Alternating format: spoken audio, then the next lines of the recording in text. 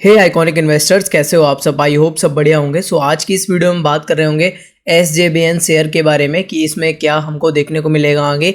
बहुत सारी रिपोर्ट्स आ रही हैं कि भाई शेयर 85 तक आ जाएगा और बहुत सारा आप लोग को न्यूज़ देखने को मिल रहा होगा। ठीक है, सो आज की इस वीडियो में सारा कुछ डिस्कस करने वाले हैं, टेक्निकल एंड फंडामेंटल जो भी SJVN का है सब कुछ देखेंगे। सो चलो वीडियो को फटाफट से स्टार्ट करते हैं। चैनल पे पहली बार आए हो तो मेक श्योर गाइस चैनल को आप लोग सब्सक्राइब कर सकते हो, क्योंकि यहाँ पे हम ऐसी डिटेल्स एनालिसिस आप लोग के साथ करते रहते हैं और बहुत सारी चीज़ें मैं आपके साथ शेयर भी करता रहता हूँ, सिखाता रहता हूँ। सो आप लोग हमारे साथ जुड़ सकते हो एंड भाई बहुत सारी चीज़ें सीख सकते हो।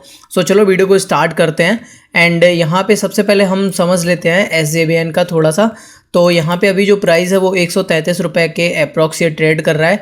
एंड अगर हम न्यूज़ की बात करें तो यहाँ पे गोल्ड सचमैन की एक रिपोर्ट आई थी जिसमें उन्होंने बताया कि ये जो शेयर है वो 85 तक आ सकता है। ठीक है, इन्होंने टारगेट 85 का दिया हुआ है। यहाँ पे देख सकते हो बहुत सारा आप लोग को न्यूज़ मिल जाएगा। अगर आप गूगल पे जाके लिखोगे SJVN ग्लोबल ब्रोकरेज या SJVN न्यूज़ करके ऐसे लिखोगे ना, तो बहुत सारा न्यूज़ आपको मिल जाएगा कि गोल्ड सचमैन करके एक फर्म है, उसने बोला है कि 40% तक ये शेयर गिर जाएगा एंड 85 इसका टारगेट बताया जा रहा है। सो ये बातें सच है या नहीं, तो सब कुछ इस वीडियो में देखते हैं हम लोग क्या कुछ रहने वाला है।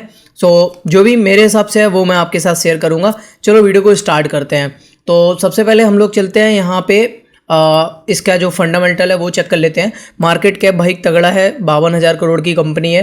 करंट प्राइस 133 अप्रॉक्स चल रहा है। ठीक है, इसका जो हाई था वो 170 का मारा था एंड फिर लो है भाई 56 रुपये, काफ़ी नीचे से आया है। यहाँ पे आप लोग इसका चार्ट देख भी सकते हो, काफ़ी नीचे से आया है। मतलब जिनने यहाँ पे इन्वेस्ट करा था बढ़िया रिटर्न बना के दिया है। ठीक है, अभी भी ऑलमोस्ट अगर आपने यहाँ पे कहीं लिया होगा तो आपका पैसा डबल हुआ होगा। ठीक है, सो यहाँ पे ये सारी चीज़ें हैं एंड इसका इंडस्ट्री PE चल रहा है 35 का एंड स्टॉक का जो PE चल रहा है वो यहाँ पे 56 का है, थोड़ा सा हाई है। लेकिन यहाँ पे अगर यहाँ पे नीचे हम लोग आते हैं, इसके थोड़े से क्वार्टरली रिजल्ट्स वगैरह देखते हैं एंड और भी प्रॉफिट एंड लॉस के स्टेटमेंट देखते हैं, बैलेंस शीट देखते हैं, तो आपको कुछ और ही चीज़ यहाँ पे नज़र आएगी।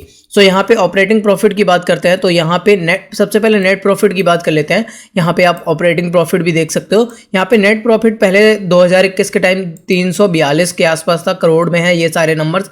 फिर देखो मार्च 2024 में यानी इसके पिछले क्वार्टर में ये 61 करोड़ रहा। ठीक है, और अगर आप यहाँ पे देखोगे ना अदर इनकम में 195 करोड़ यहाँ पे अदर इनकम दिखाई गई है।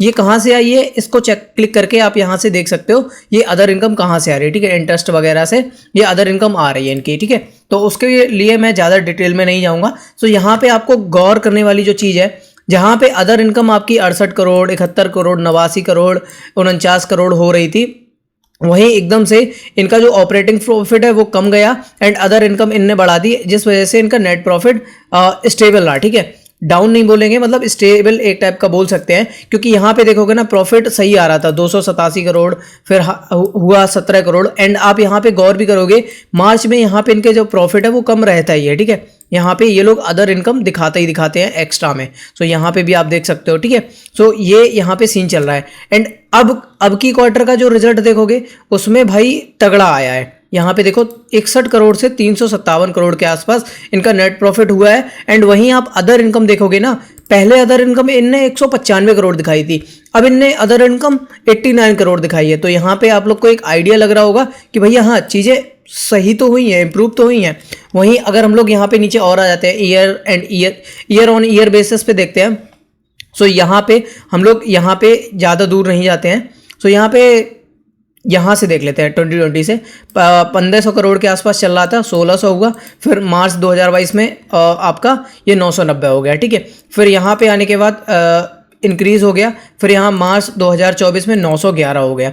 तो इस हिसाब से यहाँ पे मतलब इतना ज़्यादा ख़राब भी नहीं हुआ है कि कोई फर्म आके बोल रही है कि 40% के आसपास ये जो स्टॉक है वो गिर जाएगा, या ऐसा कुछ न्यूज़ होता तो हम लोग के समझ में आता। ऐसा नहीं है कि भाई इन लोग को पहले पता चल रहा है, हम लोग को पता नहीं चल रहा है। सो ये चीज़ें मतलब क्या ही बोल सकते हैं। अब या तो वो लोग स्टेक बढ़ाना चाह रहे होंगे अपना इस कंपनी में, या उन लोगों को कुछ ऐसा लग रहा होगा कि ये कंपनी कुछ करने वाली है। क्योंकि यहाँ पे मैं ऐसा क्यों बोल रहा हूँ, क्योंकि यहाँ पे CWIP देखो इनका, ठीक है, कैपिटल वर्क इन प्रोग्रेस इनका फुल फॉर्म रहता है, यानी कितना जो कैपिटल है वो वर्क में प्रोग्रेस में लगा हुआ है। ठीक है, यहाँ पे 20,000 करोड़ रुपए इनका CWIP में लगा हुआ है, जो कि जब कंप्लीट होगा तो इनका फिक्स एसेट में आ जाएगा। ठीक है, सो यहाँ पे आप लोग समझ सकते हो, पहले इनका CWIP कम था एंड अब यहाँ पे देख सकते हो काफ़ी बढ़िया है। ठीक है, मैं यहाँ पे बाय एंड सेल रिकमेंडेशन नहीं दे रहा हूँ, बस मैं आपको एक एनालिसिस सिखा रहा हूँ कि कैसे कंपनी को हम लोग स्टडी करते हैं, कैसे क्या कुछ करते हैं, बस डिटेल्स में आपको चीज़ें एक्सप्लेन कर रहा हूँ। ठीक है, लेना या ना लेना, खरीदना बेचना वो आपके हाथ में है, वो मैं टेक्निकल चार्ट आपको दिखा दूंगा कहाँ पे क्या कुछ बन रहा है। सो उस हिसाब से आप अपना समझ सकते हो एंड अपने हिसाब से डिसीजन ले सकते हो। मेरा मतलब मैं आपको कुछ भी बाई एंड सेल रिकमेंड नहीं करता हूँ यहाँ पे। ठीक है, सो यहाँ पे आप लोग को ये सारी चीज़ें क्लियर नज़र आ गई होंगी। और वहीं शेयर होल्डिंग पैटर्न की बात कर लेते हैं, तो प्रमोटर्स के पास पहले 87-86 के आसपास था। ठीक है, थोड़े टाइम स्टेबल रहा, फिर यहाँ पे स्टेक इनका सितंबर से कम हो गया। ठीक है, 81-82 के आसपास ये हो गया, अभी भी स्टेबल है। अब खरीदा किसने, पहले यहाँ पे ले रखा था इनने, FIIs ले रहे थे। ठीक है, यहाँ पे FIIs की होल्डिंग इंक्रीज हुई, फिर FIIs की होल्डिंग डिक्रीज होगी, फिर इंक्रीज हो गई। ठीक है, यहाँ पे देख सकते हो इस वाले क्वार्टर में भी इंक्रीज हुआ है 2.40। ठीक है, फिर उसके बाद DIIs ने भी थोड़ा सा कम करा है, मतलब घटाते बढ़ाते रहते हैं। यहाँ पे आप लोग देख सकते हो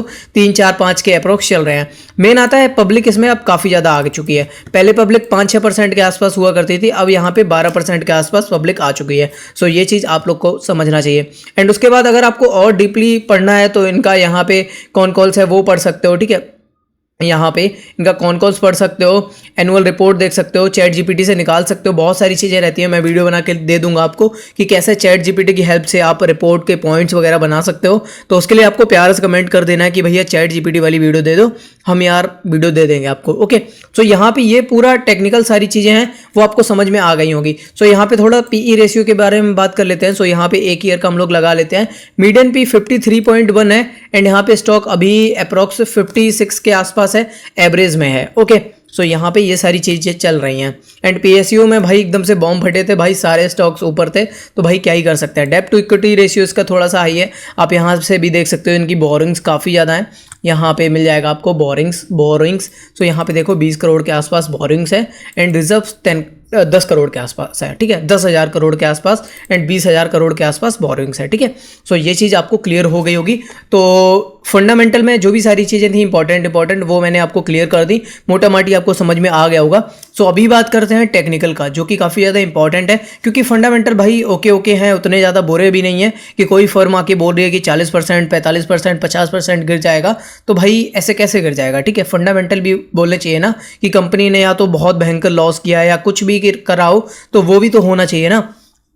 सो यहाँ पे हम लोग टेक्निकल की बातें करते हैं। सो यहाँ पे आप लोग ये वाला एरिया देखो, 130 के आसपास, 130 से 135 के समथिंग वाला एरिया। ठीक है, एक जोन रहता है। अब एक देखो, एक प्रॉपर पॉइंट नहीं रहता है, प्रॉपर पॉइंट वाले दिन चले गए, क्योंकि एक जोन में अब रहता है, क्योंकि भाई समझ सकते हो ना, सबको पता है वो सारी चीज़ें।